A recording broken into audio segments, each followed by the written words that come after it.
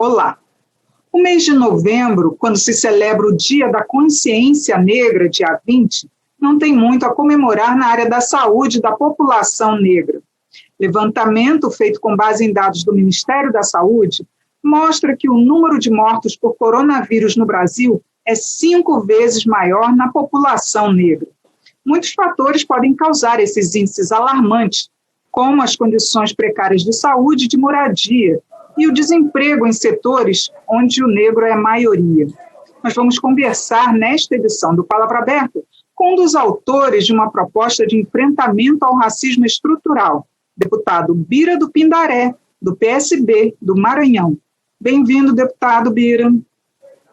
Olá, tudo bem, Regina? Prazer estar aqui com vocês. Que bom, deputado.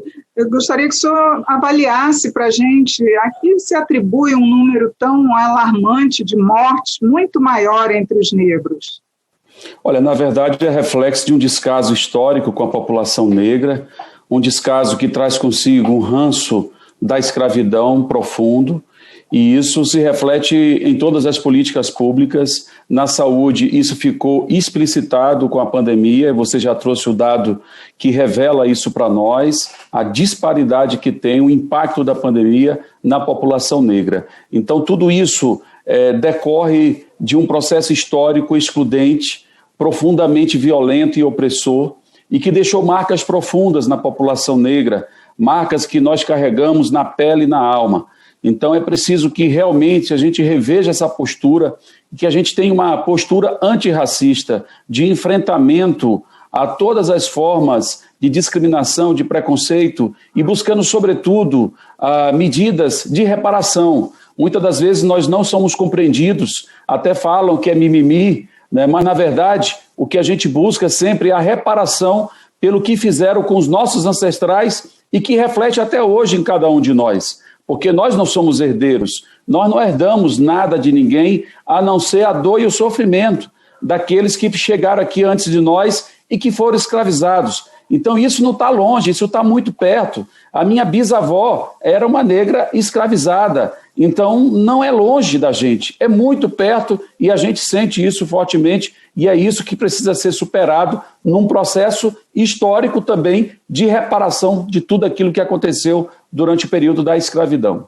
Inclusive, deputado, pelo fato de haver uma miscigenação muito grande no Brasil, existe o mito de que não existe racismo no Brasil, não é isso? Não passa de um mito, a verdade é essa. E a prova está nos acontecimentos que cada dia se repetem. O último foi esse caso que envolveu o Beto, lá numa loja do Carrefour, que mostrou toda a violência, toda a agressividade, todo o ódio. Para que aquilo? Qual é o sentido disso? E não é um caso isolado aqui, outro acolá, ele é generalizado, seja no comportamento em relação a qualquer situação na área do consumo, no mercado, nas lojas, seja no estádio de futebol, seja nos espaços de televisão, seja nos espaços de congresso. Eu digo para você, Regina, toda vez que eu entro no plenário da Câmara, eu me sinto discriminado. Porque ali nós só temos 20 deputados que se declaram pretos e pretas. Então, como é que a gente pode negar o racismo no Brasil se a maioria da população é negra nesse país e uma minoria está representando a gente no Congresso Nacional? Então, não tem essa, não tem como a gente se defrontar com a realidade, com os dados, com as estatísticas, com os indicadores sociais e querer negar uma realidade existente. O racismo existe no Brasil, infelizmente, e precisa ser enfrentado. Inclusive, esse racismo velado, ele pode até prejudicar o combate eficiente à Covid-19, porque o número de internações de negros, por exemplo, é bem inferior ao número de brancos internados, ou seja, que estão sendo tratados. Isso revela a dificuldade que nós temos de acesso à rede de saúde, e aqui eu faço um parêntese, um destaque para a situação das comunidades quilombolas, que são remanescentes de povos escravizados, e que não há uma rede de atendimento para os povos quilombolas. Né? É preciso que a gente avance em relação a essas políticas para garantir a efetividade do atendimento. Inclusive, esse ano, quando a gente discutia as medidas emergenciais para as comunidades quilombolas, indígenas e povos tradicionais, foi a maior resistência que nós tivemos por parte da Presidência da República foi exatamente em relação a esse projeto. Recebeu 21 vetos, nenhum projeto de emergência em relação à pandemia foi tão vetado e tão atacado quanto aquele que é destinado a esses segmentos que historicamente foram atingidos pelo processo de escravidão e de exclusão social. Então isso não precisa você ser um especialista em políticas públicas para entender que o racismo está aí e precisa ser superado em nosso país. E que outras medidas o Congresso pode apoiar ou tomar para combater esse racismo estrutural? Primeiro, reconhecer o problema. Reconhecer o problema, reconhecer a história daqueles que lutam. Nós não podemos aceitar que a Fundação Palmares coloque em prática aquilo que está previsto na portaria 189, que está prevendo eliminar uma série de figuras, de personalidades da sua galeria de personalidades negras do Brasil e do mundo. Pessoas que são importantes para a afirmação da população negra em nosso país e no mundo.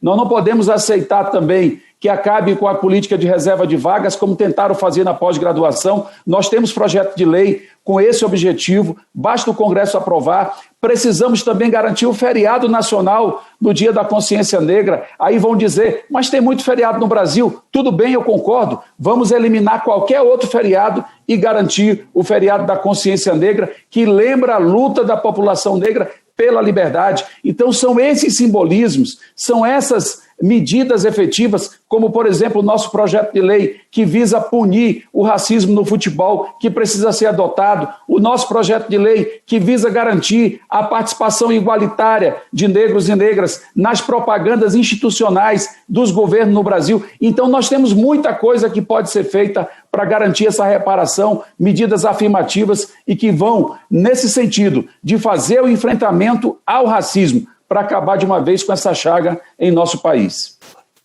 Certo, deputado Bira, muito obrigada por sua participação e esclarecimentos aqui no Palavra Aberta. Muito obrigado, Regina. Prazer estar aqui com você sempre.